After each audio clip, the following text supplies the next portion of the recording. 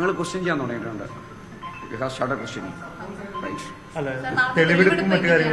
അതിപ്പോൾ ഞങ്ങളിന്ന് ലേറ്റ് നൈറ്റേ തീരുമാനിക്കുള്ളൂ. ഞങ്ങൾ ക്വസ്റ്റ്യൻ ചെയ്തുകൊണ്ടിരിക്കുക. അങ്ങനെ പറയാൻ കഴിയില്ല, അത് തീരുമാനിച്ചിട്ടില്ല. ഞങ്ങൾ ലേറ്റ് നൈറ്റേ തീരുമാനിക്കുള്ളൂ. തുടങ്ങിയിട്ടേ ഉള്ളൂ. അല്ല, ഞങ്ങളൊന്ന് ക്വസ്റ്റ്യൻ ചെയ്തു. ഞങ്ങൾ കുറച്ച് സമയം തരുന്നു.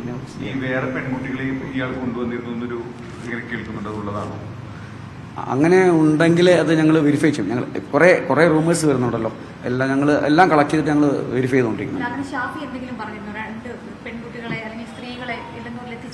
ഇല്ല, അറ്റ് ദിസ് സ്റ്റേജ് ഞങ്ങളൊന്ന് ക്വസ്റ്റ്യൻ ചെയ്യട്ടെ. ഞങ്ങൾക്ക് ഒന്ന് ശ്വാസം വിടാൻ സമയം. 2 കേസുകളും കൂടി ഒരുമിച്ച് ഒറ്റ ടീമായിട്ടാണല്ലോ ഇൻവെസ്റ്റിഗേറ്റ് ചെയ്യുന്നത്. അപ്പോൾ സ്വാഭാവികമായിട്ടും കാലടി കേസിലുള്ള തെളിവെടുപ്പും ഈ കൂടെ തന്നെ ആയിരിക്കും നടത്തുക. അല്ല, ഇപ്പോൾ കാലടി കേസിലിപ്പോൾ നമ്മൾ റിപ്പോർട്ട് കൊടുക്കണം. റിപ്പോർട്ട് കൊടുത്ത ശേഷം അതിന് ബാക്കി കാര്യം ചെയ്യുള്ളൂ. അതിന് സമയം വേണം. രണ്ടും 2 കേസ് തന്നെയാണല്ലോ. 2 കേസ് തന്നെയാണ്. 2 ഇൻസിഡൻസ് അല്ലേ? 2 കേസ്. അല്ല, ഇതിപ്പോൾ ഞങ്ങളിപ്പോൾ അറസ്റ്റ് ചെയ്തിരിക്കല്ലേ, ഞങ്ങളുടെ കസ്റ്റഡി കിട്ടിയിട്ടില്ല. ക്വസ്റ്റ്യൻ ചെയ്തുകൊണ്ടിരിക്കുകയാണ്.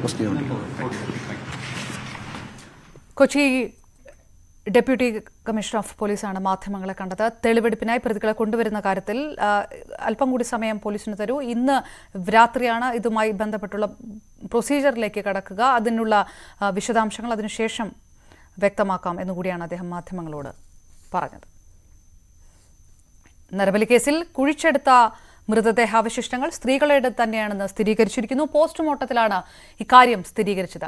സാമ്പിളുകൾ നാളെ തിരുവനന്തപുരം കെമിക്കൽ ലാബിലേക്ക് അയക്കും. ജി ശ്രീജിത്ത് ചേർന്നു. ശ്രീജിത്ത്, ഇപ്പോഴുള്ള സംശയം പോലെ തന്നെ 2 സ്ത്രീകളുടെ അതോ വ്യത്യസ്തമായിട്ടുള്ള സ്ത്രീകളുടെ ഭൗതിക ശരീരാവശിഷ്ടങ്ങൾ അങ്ങനെ ഒരു സ്ഥിരീകരണത്തിലേക്ക് എത്തിക്കഴിഞ്ഞിരിക്കുന്നു പോസ്റ്റ്മോർട്ടം റിപ്പോർട്ട്? നിലവിൽ ലഭിച്ചിരിക്കുന്ന അസ്ഥികൂടവും ഒപ്പം തന്നെ മറ്റൊന്ന് ഒരു ശരീരവും അത് 2 സ്ത്രീകളുടേതാണ് എന്ന് സ്ഥിരീകരിച്ചിട്ടുണ്ട്.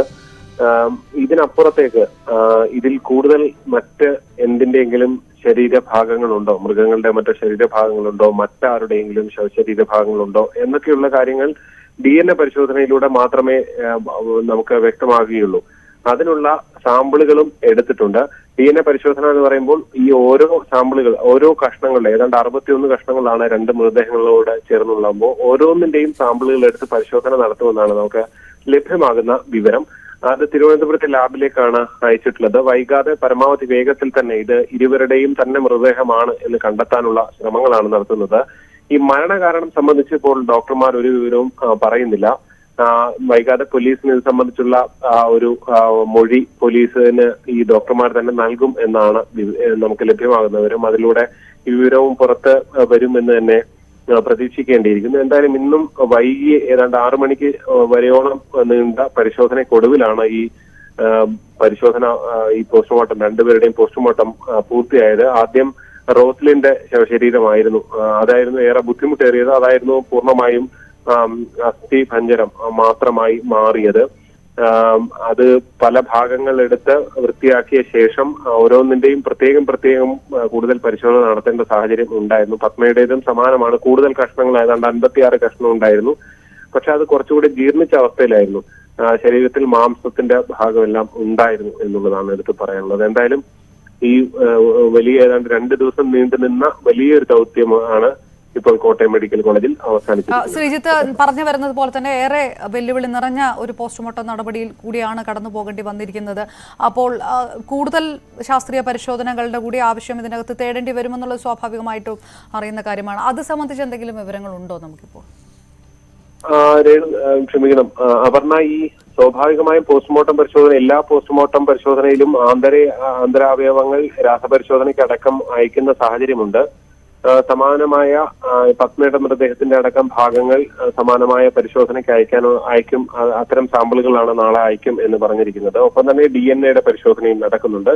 ശാസ്ത്രീയ പരിശോധന ഏതാണ്ട് മൃതദേഹവുമായി ബന്ധപ്പെട്ടത് അവിടെ പൂർത്തിയാകുമെന്ന് തന്നെയാണ് പ്രതീക്ഷിക്കുന്നത്. തിരുവനന്തപുരം കെമിക്കൽ ലാബിൽ നിന്നാണ് ഇത് സംബന്ധിച്ചുള്ള ഫോറൻസിക് ലാബുണ്ട്, അവിടെ നിന്നാണ് ഇത് സംബന്ധിച്ചുള്ള ഒരു അന്തിമമായ റിപ്പോർട്ട് പോലീസിന് ലഭിക്കേണ്ടത്.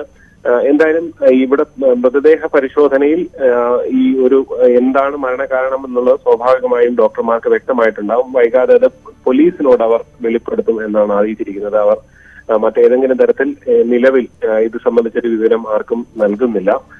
എന്തായാലും വൈകാതെ ഇത് സംബന്ധിച്ചുള്ള കൂടുതൽ വിവരങ്ങൾ നമുക്ക് ലഭ്യമാക്കാൻ കഴിയും എന്ന് തന്നെയാണ് പ്രതീക്ഷിക്കുന്നത്. റൈറ്റ്, ജി ശ്രീജിത്ത് വിവരങ്ങൾ നൽകുമ്പോൾ ഡാനി പോളും കൊച്ചിയിൽ നിന്ന് ചേരുന്നു. ഡാനി, തെളിവെടുപ്പ് അടക്കമുള്ള വിഷയങ്ങളിൽ കൂടുതൽ വ്യക്തത പോലീസ് മാധ്യമങ്ങൾക്ക് നൽകുക ഇന്നതിന് ശേഷമായിരിക്കും, ഇന്ന് രാത്രിക്ക് ശേഷമായിരിക്കുമെന്ന കൂടിയാണല്ലോ DCP പറഞ്ഞത്. അദ്ദേഹം എന്തെല്ലാം കാര്യങ്ങൾ വിട്ടു പറഞ്ഞിരിക്കുന്നു, എന്തെല്ലാം വിവരങ്ങൾ മാധ്യമങ്ങൾക്ക് നൽകിയിരിക്കുന്നു ഈ നിമിഷത്തിൽ?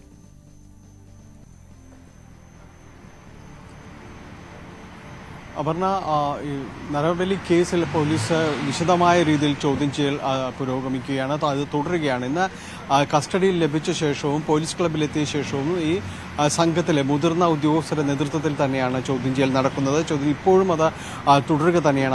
അതോടൊപ്പം തന്നെയാണ് DCP S. ശശിധരന്റെ നേതൃത്വത്തിൽ ഇപ്പോൾ ഉന്നതതല യോഗം ചേർന്നത്. അത് അവസാനിച്ചിരിക്കുന്നു. അദ്ദേഹം പറയുന്നത് പ്രധാനമായും തന്നെ ഈ ചോദ്യം ചെയ്യൽ പൂർത്തിയാക്കണം, അതിൽ നിന്ന് മുഴുവനായും വിശദാംശങ്ങൾ ശേഖരിക്കണം. ഇന്ന് ഇത് സംബന്ധിച്ച ഒരു തെളിവെടുപ്പും ഇന്ന് നടത്തുന്നില്ല.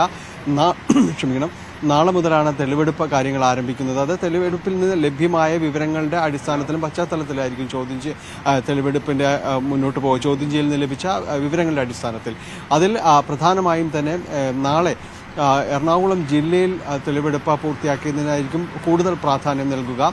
കൊല ചെയ്യപ്പെട്ട പത്മയുടെ ശരീരത്തിൽ നിന്ന് പ്രതികൾ കവർന്ന ആഭരണങ്ങളടക്കം ഇവിടെ ഷാഫിയുടെ വീടിന് സ്ഥലത്തുള്ള ഒരു സ്വകാര്യ പണയിടപാട് സ്ഥാപനത്തിൽ പണയം വെച്ചതായുള്ള വിവരങ്ങൾ പോലീസിന് ലഭിച്ചിട്ടുണ്ട്. ഈ രീതിയിൽ മറ്റു പലരുടെയും സ്വർണ്ണാഭരണങ്ങൾ കവർന്നിട്ടുണ്ടോ എന്നതടക്കമുള്ള കാര്യങ്ങൾ പരിശോധിക്കുന്നുണ്ട്. പ്രധാനമായും എറണാകുളം ജില്ലയിലെ തെളിവെടുപ്പ് പൂർത്തിയായ ശേഷമായിരിക്കും വളരെ നിർണായകമായ അടുത്ത ഘട്ടത്തിലേക്ക് കടക്കുക. പ്രതികളെ ഇലന്തൂരിലേക്ക് കൊണ്ടുപോകുന്നതടക്കം അവിടെയുള്ള പരിശോധനകളടക്കം നടത്തുന്നത്. എന്തായാലും ഈ കേസ് സംബന്ധിച്ച് വിശദമായ രീതിയിൽ തന്നെ അന്വേഷണം പുരോഗമിക്കുകയാണ്. അതോടൊപ്പം ഷാഫി 2 പെൺകുട്ടികളെ അവിടെ എത്തിച്ചിരുന്നതായി പോലീസിന് ചില വിവരങ്ങൾ ലഭിച്ചിട്ടുണ്ട്. അത്തരം കാര്യങ്ങൾ കൂടി അന്വേഷിക്കുന്നുണ്ട്. ഷാഫിയുടെ ഇടപാടുകൾ എന്തായിരുന്നു വ്യക്തമായും ഇവരുമായി 2 വർഷത്തെ പരിചയം ഷാഫിക്കുണ്ട്. അപ്പോൾ അതിനിടയിൽ സംഭവിച്ചിരിക്കാവുന്ന കാര്യങ്ങൾ എന്തൊക്കെയാണെന്നത് സംബന്ധിച്ച് വ്യക്തമായി അന്വേഷിക്കുന്നു. അതോടൊപ്പം തന്നെ ഷാഫി മറ്റു പലരെയും ഈ കാര്യങ്ങൾക്ക് വേണ്ടി സമീപിച്ചിരുന്നു. ഇവരെ ഈ റോസ്ലിയെയും അതോടൊപ്പം തന്നെ പത്മത്തെയും എല്ലാം അവിടെ എത്തിക്കുന്നതിന് മുൻപ് തന്നെ മറ്റു പലരെയും ഇതിനു വേണ്ടി സമീപിച്ചിരുന്നു, ഇവിടേക്ക് എത്തിക്കുന്നതിന് വേണ്ടി. അവരെ കൂടി കണ്ടെത്തുന്നതിന് വേണ്ടിയാണ് പോലീസ് ശ്രമിക്കുന്നത്. അവരിൽ നിന്നടക്കം വിശദമായ മൊഴികൾ അന്വേഷണ സംഘം രേഖപ്പെടുത്തുന്നുണ്ട്. കാരണം ഇത് എത്ര നാളെ ഈ രീതിയിലുള്ള ഒരു പ്രവർത്തനം തുടങ്ങിയിട്ട് എന്നതടക്കമുള്ള കാര്യങ്ങൾ ശേഖരിക്കുന്നു. ഒപ്പം ഇന്ന് മുതിർന്ന അന്വേഷണ ഉദ്യോഗസ്ഥരെല്ലാം തന്നെ ഇത് സ്ഥലത്തുണ്ടായിരുന്നു. 3 ജില്ലകളിലെ അടക്കം വിവരങ്ങൾ, തിരോധാന കേസുകളിൽ പ്രത്യേകിച്ച് സ്ത്രീകൾ മിസ്സിംഗ് ആയ കേസുകളിലെ വിവരങ്ങൾ ശേഖരിച്ചിട്ടുണ്ട്. എറണാകുളവും പത്തനംതിട്ടയും കോട്ടയം ജില്ലകൾ കേന്ദ്രീകരിച്ചുള്ള വിവരങ്ങളാണ് കൂടുതലും ക്രോഡീകരിക്കുന്നത്. ഇതിന്റെ കൂടി അടിസ്ഥാനത്തിൽ അവരിൽ നിന്ന് വിവരങ്ങൾ ശേഖരിക്കുന്നു. ഒപ്പം തന്നെ ഷാഫിയുടെ ഫേസ്ബുക്ക് അക്കൗണ്ട്, നേരത്തെ ഉണ്ടാക്കിയ പഴയ വ്യാജ ഫേസ്ബുക്ക് അക്കൗണ്ടുകളുണ്ട്, അത് പോലീസ് തിരിച്ചെടുത്തിട്ടുണ്ട്. അതിൽ വന്നിരിക്കുന്ന സംഭാഷണങ്ങൾ, ചാറ്റുകൾ, ആരെല്ലാം ഇതിൽ സംഭാഷണത്തിൽ പങ്കെടുത്തു, ആരോടെല്ലാം എന്തെല്ലാം സംസാരിച്ചിരുന്നു എന്നതടക്കം ഏതാണ്ട് 100ഓളം പേജുകളുണ്ട് എന്നാണ് പറയുന്നത്. അതെല്ലാം തന്നെ വീണ്ടെടുത്തിട്ടുണ്ട്. ഇതിന്റെ വിശദമായ ഒരു പരിശോധന നടക്കുന്നു. ഒപ്പം മറ്റ് 2 പ്രതികൾ, ലൈലയുടെയും ഭഗവത് സിംഗിന്റെയും ഫോൺ കേന്ദ്രീകരിച്ച് അവരുടെ വാട്സപ്പ് ചാറ്റുകൾ കേന്ദ്രീകരിച്ച് അടക്കം വളരെ വിശദമായ ഒരു പരിശോധനയാണ് പോലീസ് പുരോഗമിക്കുന്നത്. ആദ്യം ഇപ്പോൾ കടവന്ത്ര കേസിൽ രജിസ്റ്റർ ചെയ്തിട്ടുള്ള, പത്മയുടെ കേസിൽ രജിസ്റ്റർ ചെയ്തിട്ടുള്ള നടപടിക്രമങ്ങൾ പൂർത്തിയാക്കാനാണ് പോലീസ് ശ്രമിക്കുന്നത്. അതിനുശേഷം റോസ്ലിയുടെ കേസിൽ കാലടി പോലീസ് കേസ് രജിസ്റ്റർ ചെയ്തിട്ടുണ്ട്. 2 സംഘങ്ങളായിട്ട് തന്നെ ഈ കേസ് അന്വേഷിച്ചു പോകുന്നു. എന്തായാലും വരും ദിവസങ്ങളിൽ ഈ ചോദ്യം ചെയ്യൽ സംബന്ധിച്ച കൂടുതൽ വിശദാംശങ്ങൾ ഉണ്ടാകും, കൂടുതൽ പുരോഗതികൾ ഈ കേസ് സംബന്ധിച്ച് ഉണ്ടാകും. ഇവരുടെ ഈ പ്രവർത്തനങ്ങൾ അത് എന്തുമാത്രമായിരുന്നുവെന്നതും 2 വർഷത്തെ ഈ സൗഹൃദങ്ങൾക്കിടയിൽ സംഭവിച്ചിരിക്കുന്ന കാര്യങ്ങൾ പൂർണ്ണമായും തന്നെ ശേഖരിക്കാൻ തന്നെയാണ് അന്വേഷണ സംഘം മുന്നിട്ടിറങ്ങുന്നത്. അതിനുവേണ്ടിയുള്ള തയ്യാറെടുപ്പുകളോടുകൂടി തന്നെയാണ് അന്വേഷണ സംഘം മുന്നോട്ട് പോകുന്നത്. ഇതിൽ സൈബർ വിദഗ്ധരെ അടക്കം ഈ കേസ് അന്വേഷണത്തിൽ പങ്കാളികളാക്കിയിട്ടുണ്ട്. പ്രത്യേകിച്ച് ഈ ഫേസ്ബുക്ക് പ്രൊഫൈലുകളടക്കം വ്യാജ പ്രൊഫൈലുകളെല്ലാം തന്നെ ഇങ്ങനെ ഒരാൾക്ക് ക്രിയേറ്റ് ചെയ്യാൻ കഴിയുമോ, അത് മാനേജ് ചെയ്ത് പോകാൻ കഴിയുമെന്നതടക്കമുള്ള കാര്യങ്ങൾ പരിശോധിക്കേണ്ടതുണ്ട്. അതുകൊണ്ട് സൈബർ ടീമിന്റെ അടക്കം സേവനം ലഭ്യമാക്കി അന്വേഷണ സംഘം വിപുലപ്പെടുത്തിക്കൊണ്ട് തന്നെയാണ് മുന്നോട്ട് പോകുന്നത്. റൈറ്റ്, ഡാനി പോൾ വിവരം നൽകിയത്.